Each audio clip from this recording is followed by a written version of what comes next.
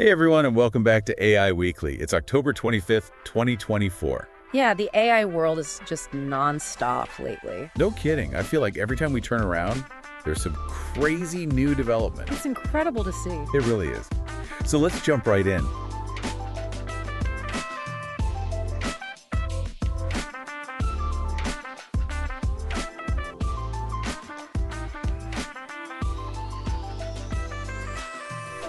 This week, Anthropic is making some big moves. Yeah, they're really pushing the boundaries. So remember how Claude was basically just a chatbot? Yeah, a really good one, though. Right, but still mostly text-based. Well, they just unveiled Claude 3.5 Sonne. And this one's different. Oh yeah, it's a whole new ballgame. They've given it the ability to use computers like a person. You're not kidding. Navigating screens, clicking buttons, even typing. Mind-blowing, right? It's wild. Yeah. And of course, it's all still in beta, so... There have been some hiccups. Ah, yeah. Remember that demo where it accidentally closed the screen recording and started browsing Yellowstone pictures? Oh, yeah, that was classic. But hey, you gotta start somewhere. Exactly. Baby steps. But the potential here is just enormous. Imagine AI that can actually do things in the digital world. Not just talk about them. Right. Analyzing spreadsheets, generating reports, building presentations, all from a simple voice command. It's like having a digital assistant that can actually get things done. Exactly. Yeah. And Anthropic isn't the only one making waves. Apple is getting in on the AI action too. Yeah, they just dropped the beta version of iOS 18.2. And it's got some pretty exciting AI features. The biggest one, ChatGPT integration for Apple Intelligence and Siri. No more need for a separate OpenAI account. Nope. Just ask Siri and it can tap into ChatGPT's massive knowledge base. That's huge for accessibility. Makes those advanced AI capabilities available to anyone. Exactly. Now let's talk OpenAI. The rumor mill is churning about their next big model, Orion. Some sources are saying it could be 100 times more powerful than GPT-4. And that it might launch as early as December. We know Sam Altman has called those reports fake news. But let's be real. Yeah. Have you ever known a tech CEO to not downplay an upcoming product? Never. So whether they call it GPT-5 or Orion, it's pretty clear OpenAI is working on something big. No doubt about it. Then we have Elon Musk and xAI. They just launched their Grok API. Featuring their Grok beta model. And Musk has this vision of training Grok on data from Tesla, SpaceX, even the Boring Company.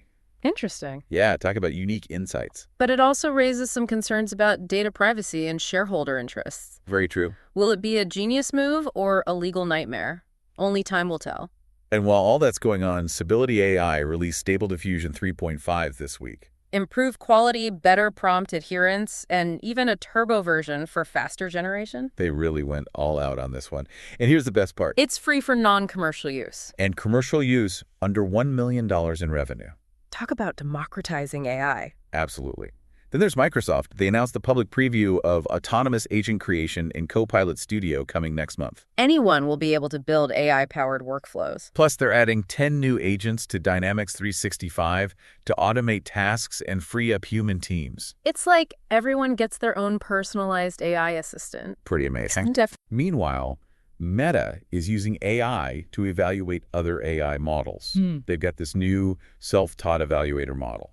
It uses AI-generated data to judge the responses of other AI models. So AI checking AI's homework. Right. It's mind-boggling. This could be a real game changer. Imagine AI essentially bootstrapping its own improvement. That's the dream. Okay, so we've got AI writing code, running computers, generating art, automating tasks, even evaluating itself. Yeah. What could possibly be next? How about animating characters from video and voice? Wait, what? Yeah, Runway just launched Act 1. Seriously? Yep. It can capture those tiny micro-expressions and nuances. Wow, that's some next-level stuff. It is. Okay, so we've covered a lot of ground, but we've still got two important updates. First, OpenAI's AGI readiness lead, Miles Brendage, just resigned. Really? Yeah, he said that OpenAI and the world in general just aren't ready for the implications of this advanced AI that's emerging. That's a sobering thought. It is. Yeah. And then finally, President Biden released a national security memo heavily focused on AI. Pushing for its use in national security and competition with China. But it's already getting some pushback from civil rights groups concerned about increased surveillance. Yeah. AI and geopolitics are a tricky mix. No kidding. It's going to be interesting to see how that all plays out. All right, so that was a whirlwind tour of this week's AI news. Now let's pick two of these stories and really delve into the details. What do you say we start with Anthropic's computer use model? Sounds good to me. Let's unpack how it works and what the potential risks and benefits are. So what's really interesting here is they didn't build a whole new AI for this. But they didn't start from scratch. You basically just enhanced the existing Claude model, gave it the ability to understand and interact with computer screens. It's kind of like teaching someone to read and then giving them access to an entire library. So instead of just text, Claude can actually see what's happening on a screen. Right, and then take actions based on that visual information. Yeah. It opens up a whole new world of possibilities. So how did they actually pull this off? How do you teach an AI to understand a computer screen? Well, they trained it on screenshots. Screenshots? Yeah, tons of them, basically teaching Claude to recognize all the different elements you see on a screen. Buttons, menus, text boxes, that kind of thing? Exactly. Okay, but how does it know what to do with those elements? How does it know which buttons to click or what to type in a text box? That's where the machine learning magic comes in. They use reinforcement learning to train Claude on different tasks. So it's learning by doing. Trial and error. Pretty much. They started with simple things like a calculator or a text editor, and then gradually moved on to more complex applications. Sounds like a kid learning to play a video game. Exactly. At first, they're just pressing buttons randomly. But over time, they start to figure out the rules and develop strategies. I can see that, but I imagine there were some challenges along the way. Oh, yeah, for sure. One of the biggest hurdles was accuracy. Remember that demo where Claude went on a Yellowstone picture spree? Oh yeah, that was funny. Well, that wasn't just a fluke. Early versions of this model had trouble with things that seem easy to us, like moving the mouse accurately or clicking in the right spot. I can see how that would be tricky. We take clicking a button for granted, but for an AI to do that, it has to process a lot of visual information. Yeah, it has to figure out where things are on the screen and then control the mouse with precision. That's a lot of steps. It is. Yeah. But even trickier than accuracy is safety. When you give an AI the ability to interact with your computer, security becomes a major concern. Right, because if someone hacked into Claude and took control of its computer usabilities, that could be bad news. Yeah, it could have some serious consequences. One vulnerability they've been working on is called prompt injection. Prompt injection? What's that? It's where malicious instructions are embedded in the content Claude sees on the screen. So it's like hiding a secret message that only the AI can see. Exactly. And since Claude could potentially access information from the internet, the risk of encountering these malicious prompts is pretty high. So how are they addressing that? They're using multiple approaches. They've built classifiers that can detect when Claude is using a computer and whether any harmful activity is happening. They've also implemented safeguards to prevent Claude from doing risky things, like posting on social media or registering web domains. So no AI-powered spam just yet. Not yet. But it's important to remember that this technology is still very experimental. Anthropic is encouraging developers to start with low-risk tasks and provide feedback to help them refine the model. Makes sense. So it's a work in progress, but with huge potential. Absolutely. Once it becomes more reliable and sophisticated, the possibilities are mind-blowing. Okay, well, that's pretty fascinating stuff. Let's switch gears now and talk about those rumors swirling around OpenAI's Orion model. Sounds like they're cooking up something big over there.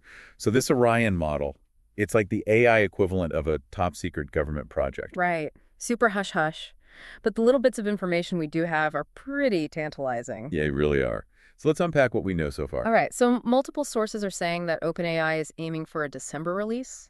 December. That's right around the corner.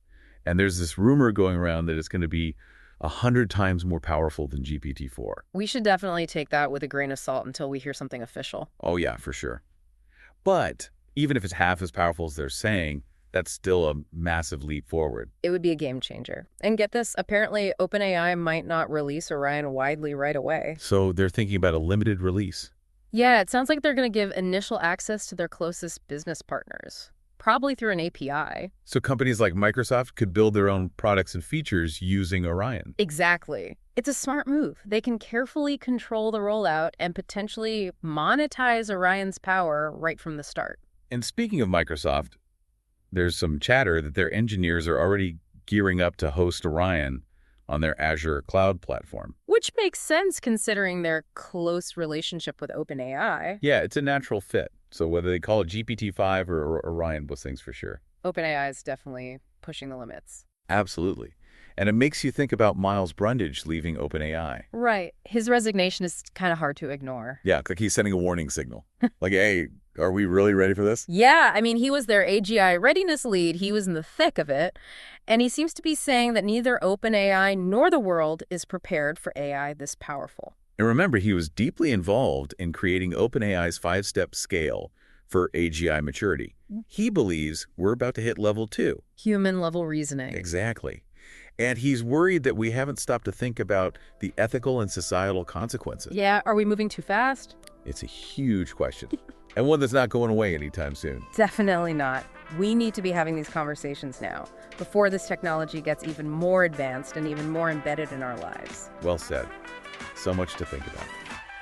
That's it for AI Weekly this week. Join us next week for another deep dive into the world of AI. Until then, stay curious and keep those AI conversations going.